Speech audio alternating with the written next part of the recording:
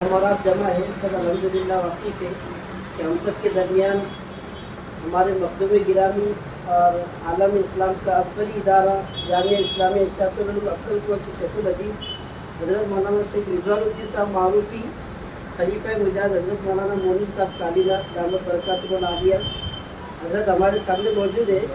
اہل اللہ کو دیکھنا یہ بہت بڑی بات ہے، اور جو نظم ہمارا آپ سنتے رہتے ہیں صحبت اللہ والوں کی، اس میں پتہ چلتا ہے کہ اللہ والوں کو دیکھنا، اللہ والوں کی صحبت میں رہنا ہم سب کے لیے کتنا مفید ہے، کتنا ضروری ہے۔ ایک تو مقصد یہ ہے کہ ہمارے درمیان حضرت تشریف فرمائے، ہم سب استفادہ کریں گے، اور دوسری بات یہ ہے کہ ہمارا اپنا جو امان مسجد مرکز ہے، اس مرکز کے تحت اس علاقے میں یعنی آزاد چوک سے تو چمپا چوک تک کوئی ایسی اپنے نہج پر اپنے کو مسجد نہیں ہے، تو ہم جو ہے تو اس کو اس علاقے کا ایک کیا بنا رہے ہیں تاکہ یہاں ہفتے والی گشت ہوا کرے، اور اس علاقے کے جتنے بھی ساتھی اپنے سرائی نہج پر ہیں انشاءاللہ وہ ہفتے والی یہاں پر جڑیں گے اور انشاءاللہ کام کرتے کریں گے اس کی فکر انشاءاللہ حضرت کے بیان کے بعد انشاءاللہ شبیر میں ترتیب بنا کے بتا دیں گے۔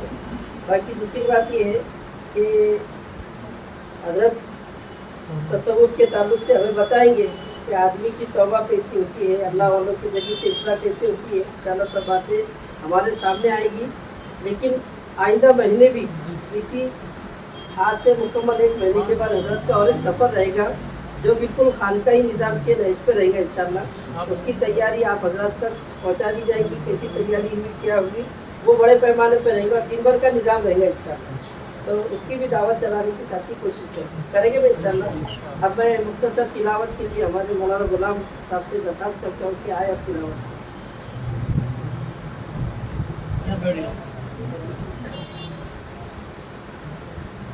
أعوذ بالله من الشيطان الرجيم بسم الله الرحمن الرحيم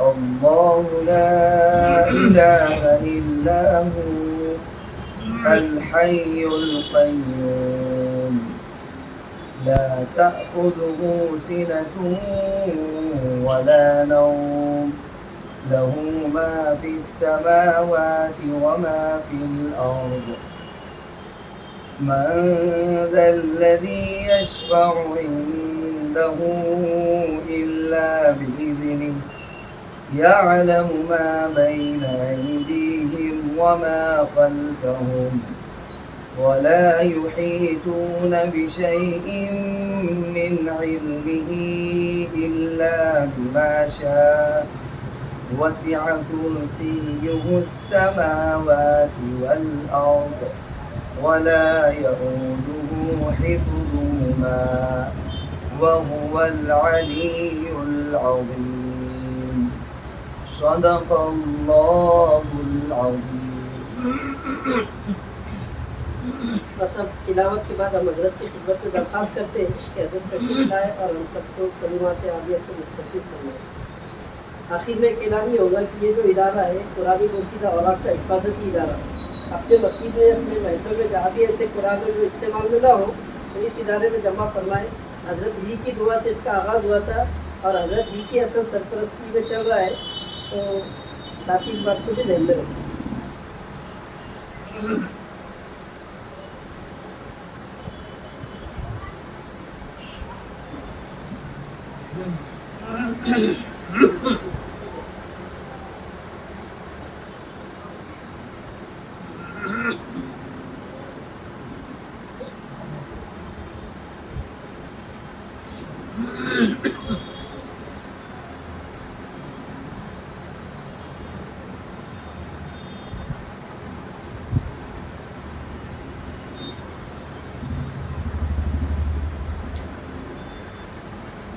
الحمد لله رب العالمين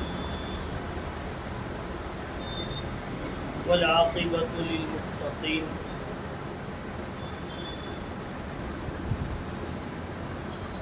والصلاة والسلام على سيد الأنبياء وأفضل المرسلين وعلى آله وصحابه أجمعين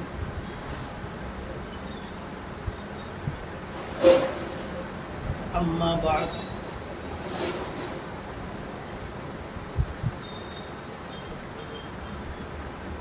فأعوذ بالله من الشيطان الرجيم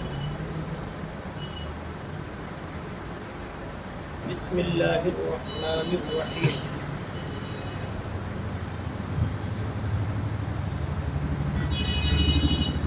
الحمد لله رب العالمين الرحمن الرحيم مالك يوم الدين صدق الله مولانا العظيم.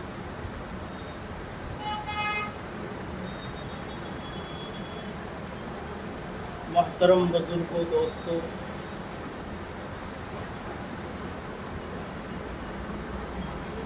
اللہ جل جلالہ و عم نوالہ کا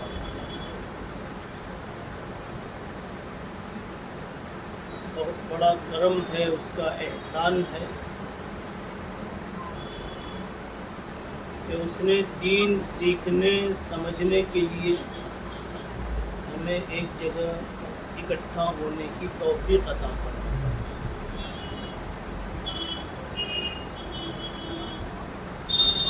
اگر آپ غور کریں گے آپ کو لگے گا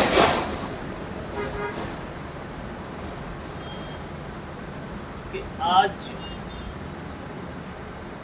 اتنے بگڑے ہوئے ماحول میں لوگ جو اکٹھا ہو رہے ہیں دین کی نسبت پر،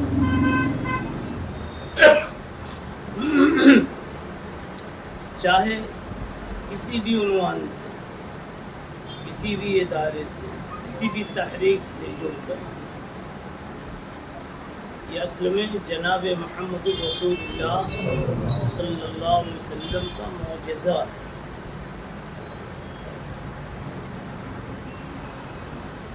سورہ علم نشرح میں اللہ تعالیٰ نے کہا تھا وَرَفَعْنَا لَكَ ذِكْرَكَ، تیرے نام کی بلندی ہم نے لکھ دی ہے پیغمبر صلی اللہ علیہ وسلم. آپ کے نام کی بلندی لکھ دی ہے، آپ کا چرچا ہوگا، شہرا ہوگا، آپ کی باتیں زندہ رہیں گی، آپ کی عظمت لوگوں کے دلوں میں رہیں گی، آپ کی تعلیمات سب پر غالب رہیں گی، آپ کے دیے ہوئے سارے اشارات آخر تک موجود رہیں گے. یہ ہے وَرَفَعْنَا لَكَ ذِكْرَكَ.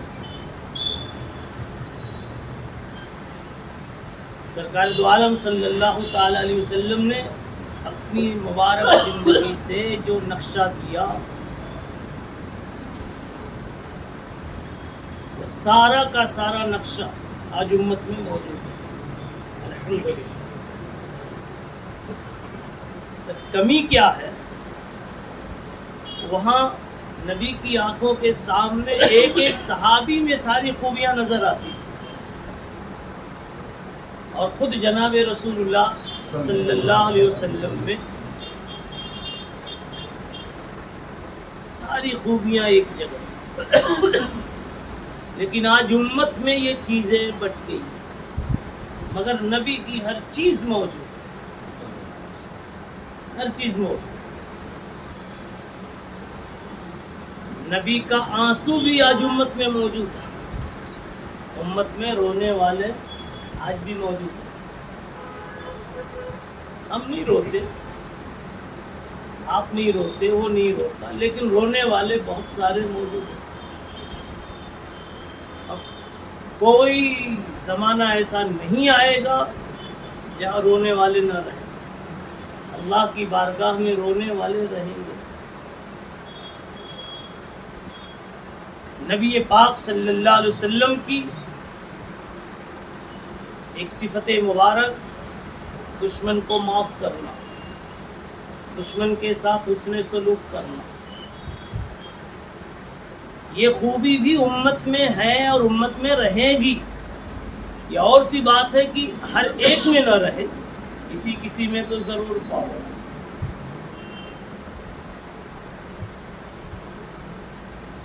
مال اللہ کے نام پہ لٹا دینا، لگا دینا، آج بھی الحمدللہ امت میں ایک سے ایک دل کے اور حوصلے کے بلند و بالا انسان موجود ہے۔ اگر امانت دار پا جائے کسی کو، اس کو پیسہ دوں گا، صحیح جگہ لگائے گا، تو گھر سے باہر نکل کر پورا گھر آپ کو مسجد مدرسے کے نام پر دینے کے لیے تیار ہو۔ ایسے بھی امت میں افراد ہیں، کہتے ہیں میں کہیں بھی جی لوں گا، لے جاؤ اللہ کا گھر بناؤ، دارالقرآن بناؤ۔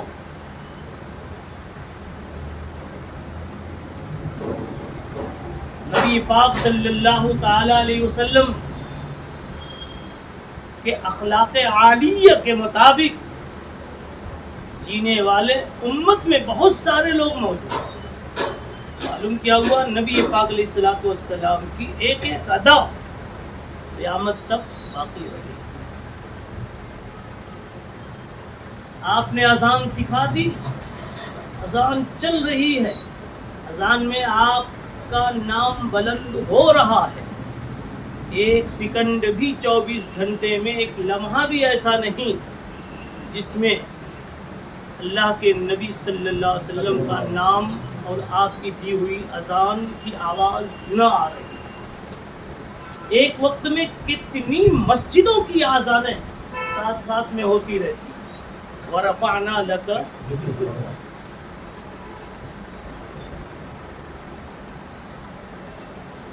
یہ نبی پاک علیہ الصلوۃ والسلام کا معجزہ ہے۔ یہاں اتنے بیٹھ گئے، کہیں اور بیٹھ گئے، کہیں اور بیٹھ گئے، بڑے بڑے اجتماعات ہوتے، لاکھوں اکٹھا ہو جاتے، اور کچھ نہیں تو کم از کم دیکھو حج کے موقع پر لاکھوں دیوانے اکٹھا ہو جاتے اور لاکھوں لگا کے دیوانے ہو جاتے۔ کیا چیز؟ وَرَفَعْنَا لَكَ۔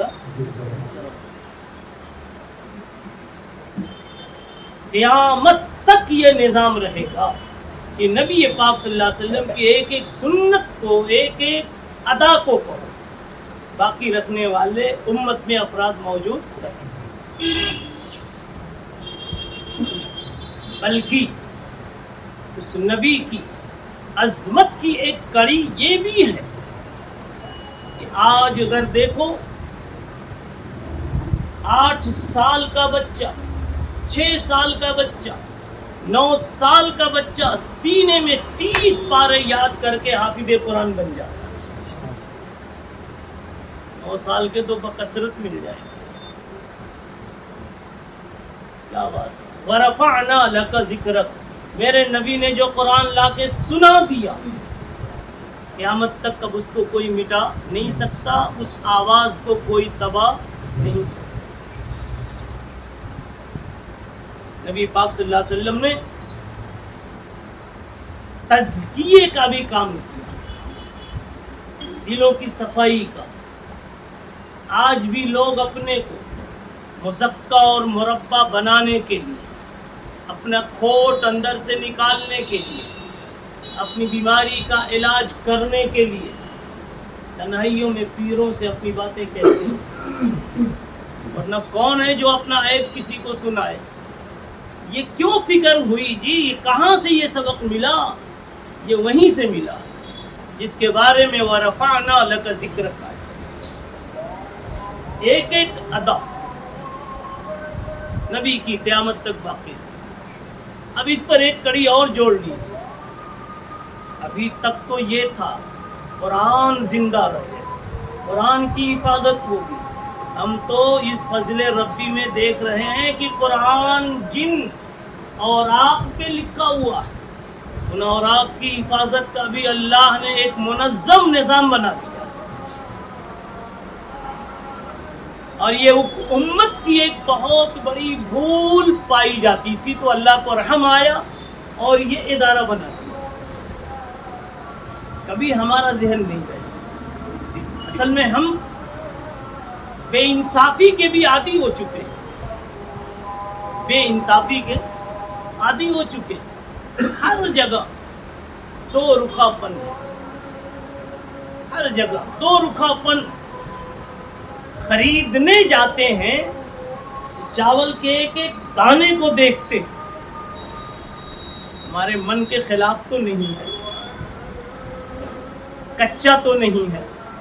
اور جب بیچنے جاتے ہیں تو جلدی سے ملا کے نکال دیں، تول دیں. اس وقت یہ فکر غالب ہوتی ہے. یہ امت کا مزاج. رشتہ دیکھنے جاتے ہیں بڑا زوردار آئینہ لے کے جاتے ہیں اور روشنی بڑی مضبوط لے کے جاتے ہیں. 22 جگہ 25 جگہ دیکھ ڈالتے ہیں، پھر ایک رشتہ تو کہیں چنتے ہیں.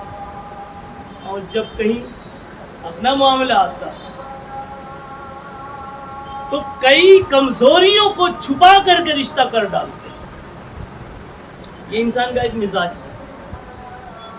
اس کے لینے کا مزاج الگ ہے، اس کے دینے کا مزاج الگ ہے.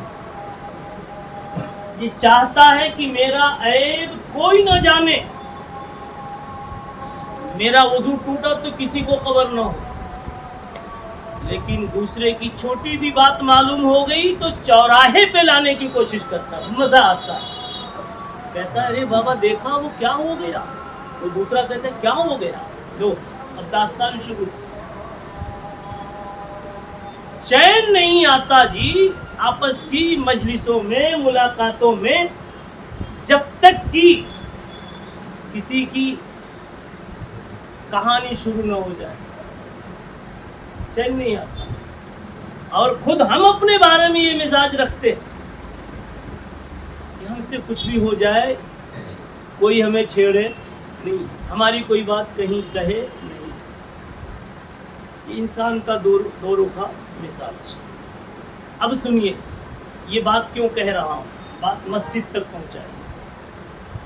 اپنے گھر میں جیسے ہی قدم رکھتے ہیں دکھتا ہے سامنے کا حال اتنا گندا کیوں ہے، صوفے کی چادریں اتنی میلی کیوں ہیں، یہاں جالے لگے ہوئے، وہ کچن صاف نہیں ہے، بیڈ روم اس قدر تیتر بیتر کیوں ہے. کیوں کوئی بیوی پہ گرم ہو رہا ہے تو کوئی خادم پہ گرم ہو رہا ہے، کوئی بچوں پہ گرم ہو رہا ہے. دیکھیے مزاج. اور ہم ہی جب مسجد میں پہنچتے ہیں اللہ کے گھر میں سب گرد و غبار اٹے پٹے رہتے. ہماری ٹوپی میں تھوڑی سی گرد لگی تو ٹینشن آ گیا، بیوی سے جھگڑا ہو گیا، اس سے کہہ کے گیا تھا نا اٹھا لینا، اٹھائی نہیں کچھ. اور مسجد میں دیکھا تو قرآن مجید پہ گرد مہینوں کی پڑی ہوئی. وہاں ہمارے سوچنے کا انداز بالکل جدا. خیال بھی نہیں گزرتا کہ وہ ہماری بھی ذمہ داری. بس یہ سمجھا ہے کہ شاید مسجد کے مؤذن کی ذمہ داری ہے یا کسی کی ہوگی، میری تو نہیں. یہ دو رخاپن اس امت کا مزاج. ہمارے گھر کا سامان ٹوٹ جائے اس کی مرمت کرنا جانتے، ریپیئرنگ جانتے. مسجد میں قرآن مجید پڑے رہتے ہیں، تختیاں ٹوٹ گئی اور آپ اس کے نکل چکے، لیکن اس کی درستگی کے پیچھے 25-50 روپیہ خرچ کرنا، سوچنا، فکر لینا کسی کو آتا ہی نہیں. یہ کتنی بے انصافی کی بات. قرآن مجید میں آیت بلکہ سورہ ہی مستقل ہے، سورہ تطفیف. ویل للمطففین. مطففین کا کیا مطلب ہے جانتے ہیں؟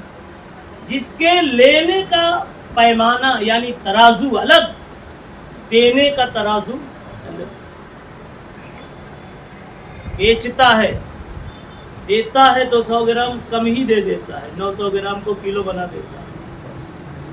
اور لیتا ہے تو ڈنڈی جھکا کر کے 1100 بنانے کی کوشش کرتا ہے. اس کو قرآن نے کہا ہے کہ انسان تیرا مزاج معلوم ہے اور تم جیسوں چالاکوں کے لیے الگ جہنم بنا رکھی ہے ہم نے. وَيْلٌ لِّلْمُطَفِّفِينَ.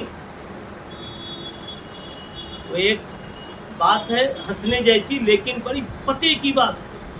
وہ بڑھیا آئی ایک عالم کے پاس, تعویذ دے دو. ایسا تعویذ, میری بیٹی جا رہی ہے سسرال, جائے تو رانی بن کر رہے, ایسا تعویذ دے دو.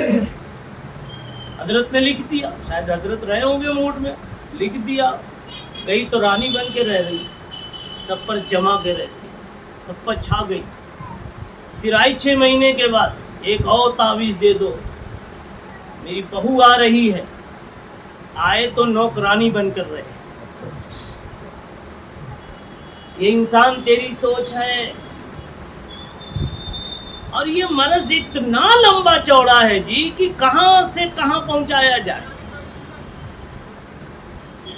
ہمارا یہ مزاج ہے کہ ہمارے میں تھوڑا بھی سلیقہ نہیں ٹوپی سیدھی کرنے کا,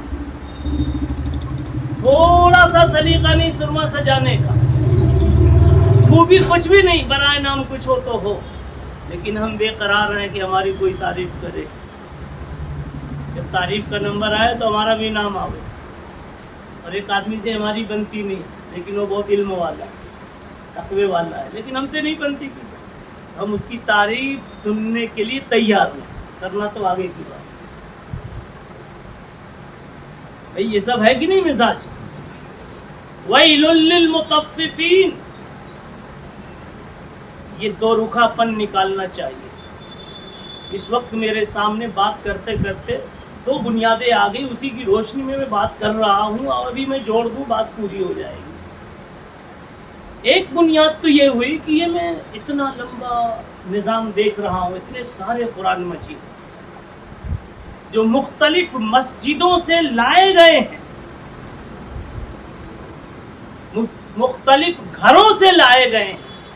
میں پوچھتا ہوں, عورتوں کے زیور رکھنے کے جو بکس ہوتے ہیں, کیا وہ بھی اس طرح ٹوٹے ٹوٹے ننگے ننگے ہوتے ہیں؟ آپ کے اپنے پیسہ رکھنے کے جو بکس ہوتے ہیں, یا آپ اور بھی کوئی چیز بنا لیجئے, کیا وہ بھی اس طرح سے ٹوٹے پھوٹے ہوتے ہیں؟ اسی گھر میں ہماری اگر ڈائری ہے دکان کی, کبھی اس طرح سے ٹوٹی پھوٹی نظر نہیں آئے گی. برابر اس کا کور چڑھاتے ڈھنگ سے کہیں رکھتے ہیں جس پہ گرد بھی نہ پڑے, کوئی چھری نہ سکے. اور سارے گھروں میں ایسے پڑے ہوئے تھے. یہ 2 گلی پالیسی زندگی میں کیوں ہے میرے بھائیوں؟ یہ دیکھ کے بات سمجھ میں آ رہی, یہ لایا کہاں سے گیا یہ قرآن؟ بھائی ایکسیڈنٹ کہیں ہوا, جب تو مریض کا سر پھٹا ہوا, آپ صرف اتنا نہیں پوچھتے کہ سر پھٹ گیا, اتنا نہیں دیکھتے کہاں پھٹا, کیوں پھٹا, کس نے پھوڑا, ساری باتیں ہوتی نہیں ہوتی. ایسی بے حرمتی کے ساتھ گھروں پہ قرآن جو پڑھے تھے, کیوں پڑھے تھے جی؟ اٹھا کے پڑھنے کی توفیق نہیں ہوتی تو جس حالت میں اس حالت میں وہ پڑے ہوئے. اور آپ کی دکان کی ڈائری روزانہ اس کی ضرورت ہے, اس لیے ایک پیج بھی پھٹا ہوا نہیں. رسول اللہ صلی اللہ علیہ وسلم نے, میں نے ابھی کہا نا, جو کچھ دے دیا ہے قیامت تک رہنے والا. اور ایک ایک ادا نبی کی, اگرچہ ایک انسان میں ساری باتیں نہیں ہوگی, لیکن مجموعی طور پر امت میں نبی کی ہر ادا زندہ رہے گی.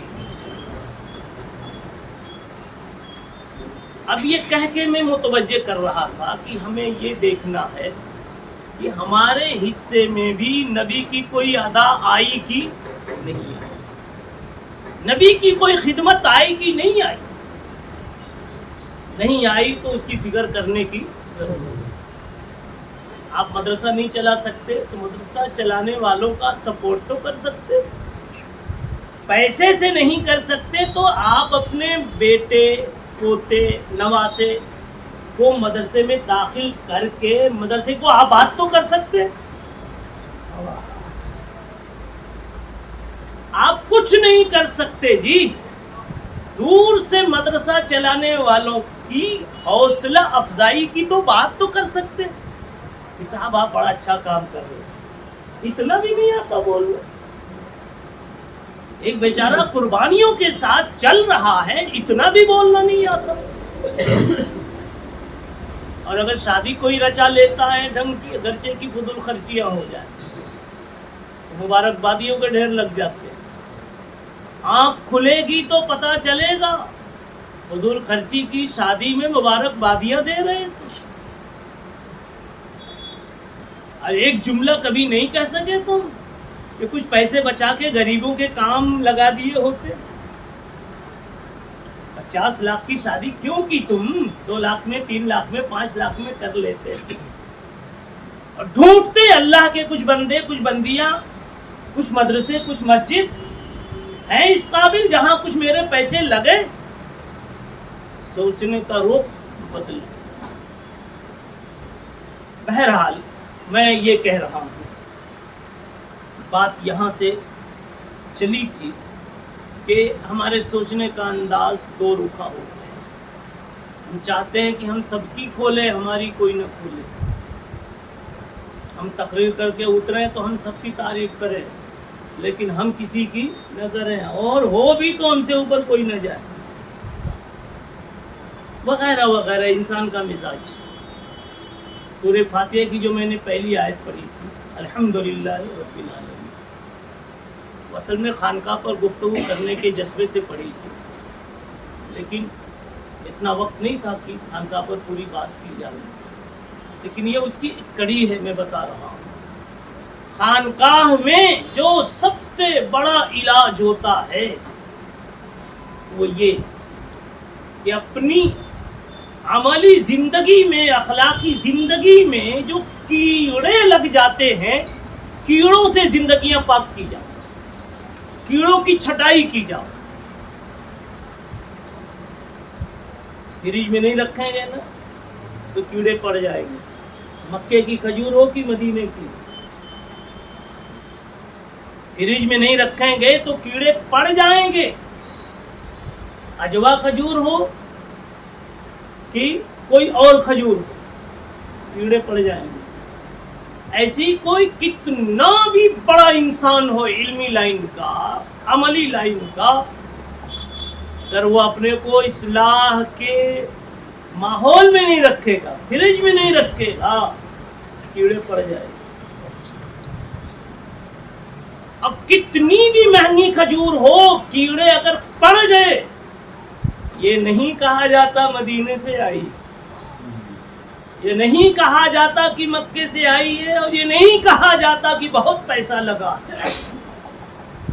शरीयत भी अब कहती है कीड़ों का खाना जायज नहीं। क्या बात समझ में आई? आप हैं तहज्जुद वाले, शायद नाबालिग थे जभी से तहज्जुद पढ़ रहे हैं बगैर वजू के, ऐसी बढ़ा दिया मैंने। इसलिए एक नाबालिग बच्चा वजू नहीं करता, मगर अब्बा को देख के नियत बांध लेता। नहीं देखते क्या?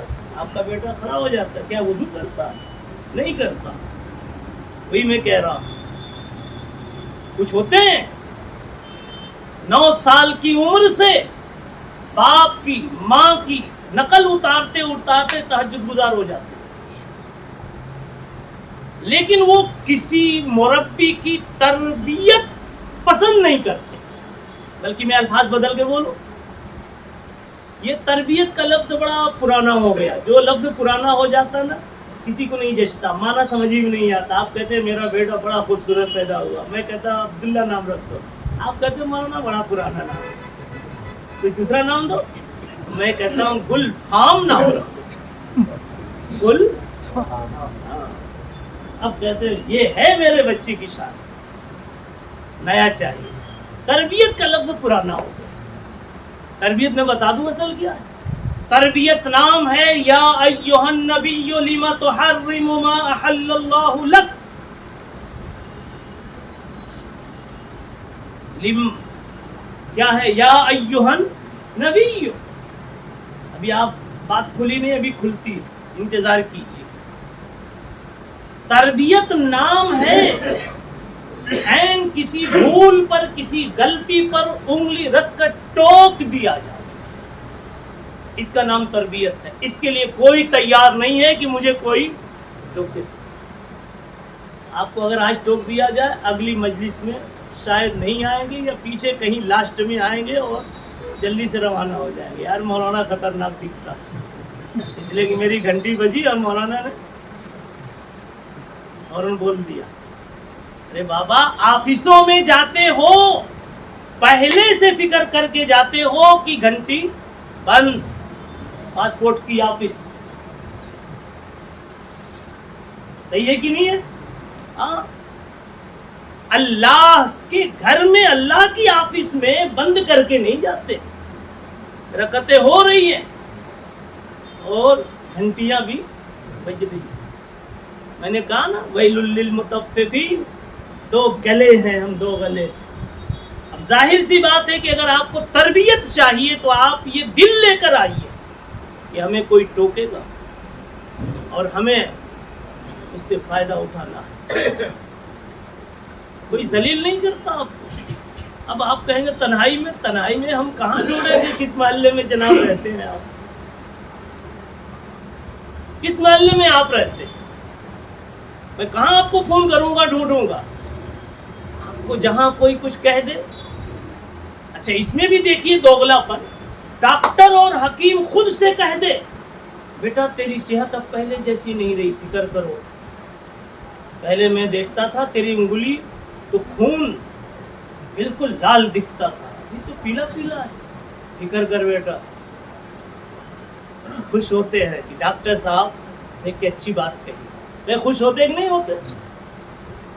اور اگر دین کی لائن سے کوئی بات کہہ دی جاتی ہے کہ آپ نمازی تو ہیں اگر آپ کا رکوع ٹیڑھا ہے، آپ نمازی تو ہیں لیکن آپ کی زبان ٹیڑھی، آپ امام تو ہیں، مفتی تو ہیں، مقرر بھی ہیں، دوسروں کی اصلاح بھی کرتے ہیں، لیکن زندگی کا گر ابھی تک نہیں سیکھا آپ نے، حسن نہیں آیا آپ کی زندگی میں۔ یہ سب تو ذمہ داریاں ہیں کہ میں امام ہوں، میں مفتی ہوں، میں عالم ہوں، میں صدر ہوں، میں پرنسپل ہوں، ذمہ داری مل گئے تو سب کچھ ہو۔ اصل چیز ہے اندر کی تربیت، جہاں سے اعمال ابل ابل کر آتے ہیں۔ اب اگر ٹوک دیا جائے، آدمی پھر اگلی مجلس میں کہیں اور بیٹھے گا یا تو بہانہ کر دے گا، والدہ کی طبیعت زیادہ خراب تھی وغیرہ وغیرہ۔ کیا پتا چلا؟ کوئی تربیت لینے کے لیے تیار نہیں، ٹوک کو پسند کرنے کے لیے کوئی تیار نہیں۔ اور میں نے اسی لیے قرآن کی آیت پڑھی، امام الانبیاء محمد الرسول اللہ صلی اللہ علیہ وسلم دنیا میں تشریف لائے تو ایسے سجے سجائے آئے تھے کہ پہلے ہی سے کبھی کوئی گرد اڑی نہیں آپ پر، گرد والی ہوا نہیں گزری آپ کے پاس سے،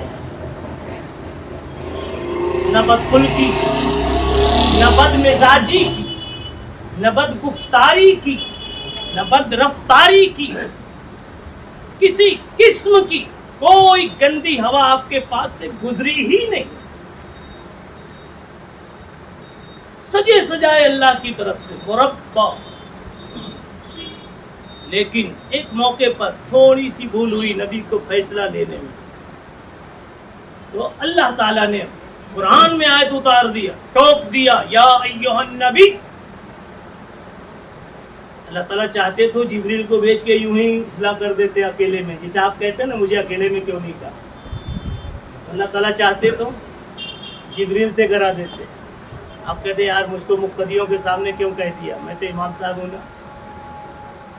میرے نبی تو اماموں کے امام ہیں جی، علماء کے امام ہیں نا، حفاظ کے امام ہیں نا، سارے تہجد گزاروں کے امام ہیں نا۔ قرآن کہہ رہا اور قیامت تک وہ پڑھا جائے گا کہ نبی کو ٹوکا گیا، یا ایھا النبی لم تحرم ما احل اللہ لک، اے نبی یہ کیا فیصلہ کر لیا मेरा इंतजार तो किए होते, टोका नहीं। ये चूंकि खानकाह की निस्बत भी आज की मजलिस में जुड़ी हुई है, इसलिए ये मिजाज बनाया जाता है कि अगर टोका जाए तो समझिए आपकी तरफ खैर मुतवज्जे, और नहीं टोका जाता तो समझो अल्लाह की तरफ से खैर का फैसला अभी हटा हुआ है।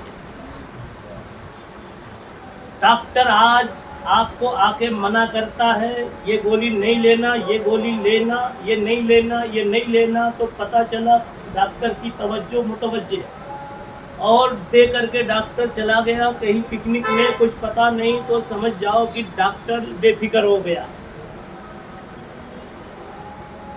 इसलिए तरबियत लेनी है तो इसके लिए अपने आप को तैयार रखना पड़ेगा।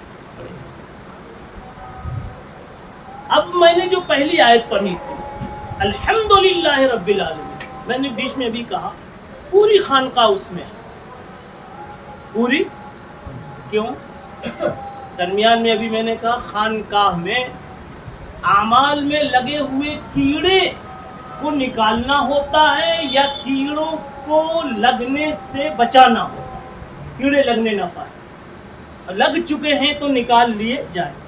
और क्या कीड़ा होता है? अमल जब है जिंदगी में तो अमल की बड़ाई आ जाती है, फिर आगे बढ़कर बेअमलों को हकीर समझना शुरू कर, हत्ता कि अपने असातिज़ा अपने बाप को भी पीछे देखते हैं, वो तो मुझसे बहुत पीछे है अभी। ये बीमारियां होती हैं जब कुछ अमल की तौफीक होती है, और जब हुनर मिलते हैं, जब अमल मिलते, जब जो है इल्म मिलता है, जब मकबूलियत मिलती है। खासतौर पे ये आखिरी लफ्ज़, काबिलियत में तो कम, मकबूलियत में तो बड़ाई का आना, उज्ब का आना लाजिमी है। मैं अगर कुछ नहीं होता तो इतने लोग मेरे दीवाने क्यों होते? ये मकबूलियत। काबिलियत में तो दूसरे नंबर पर घुन लगता है, मकबूलियत में होते ही इतने मुसाफिर हो रहे हैं। और आदमी को उसी बस्ती में सफ़र करने में मज़ा आता है जहाँ मुसाफिरों की कतार बोलो लंबी हो जी। इस सब का इलाज अल्हम्दुलिल्लाह रब्बिल आलमीन पहली आयत में अल्लाह ने कर दिया। खोलो कुरान, खोलो कुरान, देखो क्या है, अल्हम्दुलिल्लाह। क्या कमाल तुम्हें आ गया, 2 रकअत पढ़ाने के काबिल हो गए, तो अच्छे बोलने के काबिल हो गए, और 2 रकअत के लिए खड़े होने के काबिल हो गए। कहते हो मैं, अरे सारा हुस्न अल्लाह का है, अल्हम्दु। अल्लाह अगर तौफीक न दे इंसान के बस की बात नहीं, तौफीक दे करके भी अगर तकदीर साथ न दे, सांस निकलने से पहले भी इंसान मुर्तद हो जाता है। मदीने में रहने वाला लास्ट में बेचैन होता है मुझे अमेरिका पहुंचाया जाए। जैसे ही अमेरिका में वो पहुंचता है दवाखाने में, वहां रूह निकलती है। क्या खराब तकदीर थी, अच्छी तकदीर होती तो अल्लाह ताला उसको वहीं रोक देते। मदीने की मौत आती। तकदीर से बहुत डरना चाहिए। ये सब है, सारा निजाम कहाँ से? ऊपर से। इसीलिए पहला सबक कुरान खोलो तो क्या है? अल्हम्दुलिल्लाह। सारा कमाल मानो, यकीन करो अल्लाह पर। और ये बात आएगी कैसे? बिस्मिल्लाह की बरकत से। उससे पहले क्या है? बिस्मिल्लाह। झुको अल्लाह के सामने और कहो कि अल्लाह से जब तक जुड़ूंगा नहीं मैं कुछ नहीं हो सकता। यानी मुझे जो मिला है, बोलना आया, मुझे समझना आया, मुझे मुस्कुराना आया, मुझे माँ बाप की खिदमत करने का सलीका आया, जो आया तो वहीं से आया। यह है बिस्मिल्लाह। उसमें ये भी सबक है, अल्लाह की निस्बत पर कहीं थप्पड़ लगे तो खा लो। बिस्मिल्लाह, बिस्मिल्लाह। झुक जाओ अल्लाह के नाम पे। अल्लाह के नाम पे कहीं कुर्बानी मांगी जाए, है अपनी जगह के मुक्तदा, पेशवा, इमाम, लेकिन पैदल चलाया जाए तो चल लो। ये मत कहो कि मैं नहीं चलता। आप हैं सेठ जी, لیکن آپ کو غریبوں کی لائن میں چلایا جائے, بیٹھا کے کھلایا جائے تو کھا لو. شادی والے پہ ناراض نہیں ہونا. اتنا اگر کچھ سیکھا ہے تو آپ سمجھو خانقاہ سے کچھ ملا. مٹا دے اپنی ہستی کو اگر کچھ مرتبہ چاہے. بس میرا وقت پورا ہو گیا, مجھے چونکہ ابھی سفر ہے. علامہ سید سلیمان ندوی رحمۃ اللہ علیہ اپنے وقت کے منفرد عالم تھے. چند لوگ ہوتے ہیں اپنے زمانے میں کہ کہا جا سکتا ہے کہ ان کے جیسا کوئی نہیں, انگلیوں پر گنے جائیں. جیسے آج میں کہہ سکتا ہوں مفتی تقی عثمانی جیسا جامع علامہ کوئی نہیں. کسی لائن میں کوئی ہو تو ہو الگ الگ, لیکن ساری باتیں ایک انسان میں, خانقاہ کی بھی, تحقیق کی بھی, تبلیغ کی بھی, تقریر کی بھی, تصنیف کی بھی, عربی کی بھی, انگلش کی بھی, اردو کی بھی, فارسی کی بھی, ساری خوبیوں کا جامع ایک انسان. کون؟ مفتی تقی عثمانی. اللہ انہیں بہت دیر تک بات جی. تو اس طرح سے کوئی ایک مل جاتا. علامہ سید سلیمان ندوی رحمۃ اللہ علیہ بھی اسی قسم کی شخصیتوں میں سے تھے, جیسے انور شاہ کشمیری اپنے زمانے. لیکن انہوں نے اخیر میں دیکھا کہ میرا چرچا تو بے شمار ہو گیا, لیکن میرے میں کچھ کمزوریاں ہیں جو میں ہی جانتا ہوں. تو ڈھونڈا اپنے زمانے کے کسی مصلح کو, تو نظر پڑی مولانا اشرف علی تھانوی پر. اتنا بڑا علامہ کہ ان کے طبقے کے لوگ مولانا تھانوی سے بڑا ان کو کہتے تھے. مگر آئے, بس میں بات ختم ہی کر رہا ہوں, آئے تو کیا کہتے ہوئے آئے, وہ ہم اور آپ کہتے ہوئے جائیں. یہاں سے آئے تو دروازے پر کہتے ہیں حضرت مٹا دیجئے میں مٹنے ہی کو آیا. لوگوں نے تو بہت اٹھایا, بہت اڑایا, بہت اونچا لکھ دیا, الفاظ ختم ہو گئے, اور میری شخصیت کے بارے میں وہ کہنے لگے بھی اور کہنے کا جی چاہتا. اب تھے بھی قابل, اس میں شبہ نہیں, قابلیت میں شبہ نہیں ہے. کون؟ علامہ سید سلیمان ندوی رحمۃ. مگر کہنے لگے, دل میں جو خیالات کچھ میرے آتے, کیا آتے ہوں گے؟ یہی آتے ہوں گے کہ میں سب سے بڑا ہوں. چاہتے تھے کہ خیال یہ پیدا ہو کہ میں جیسا کچھ بھی ہوں, پتہ نہیں کہ وہاں کیسا ہوں. اسی لیے وہ یہ بھی کہتے تھے ہم ایسے رہے یا کہ ویسے رہے, وہاں دیکھنا ہے کہ. تو تھانوی کے پاس آئے تو کیا کہا؟ مٹا دیجئے میں مٹنے ہی کو آیا ہوں, نہیں کچھ اور خواہش آپ کے در پہ میں لایا. اور وہ وہی سوچے گا جس کو ہر وقت خدا یاد رہے. خدا کو یاد ہمیشہ رکھنے کے لیے ذکر اللہ کی مجلسیں لگائی جاتی ہیں, بیٹھ کر کے اللہ اللہ اتنی مرتبہ کہو. لیکن اب وقت ختم ہو گیا, اب آپ لوگ ذکر کی مجلس کر لیجئے گا, ہم کو کیونکہ ابھی فوراً نکلنا ہے. اللہ تعالیٰ ہمارے مل بیٹھنے کو. ٹھیک ہے, چلیے 2-4 منٹ میں تھوڑا سا ذکر کر لیتے جس سے یہ سیکھنا ہو جائے. اور یاد رکھیے کہ یہ ضروری نہیں کہ مجلس لگے جب ہی کریں. آپ اپنی دکان میں بیٹھے ہیں, جب تک کوئی گراہک نہیں آیا آپ کی زبان چالو رہے, لا الہ الا لا الہ الا اللہ اللہ اللہ اللہ.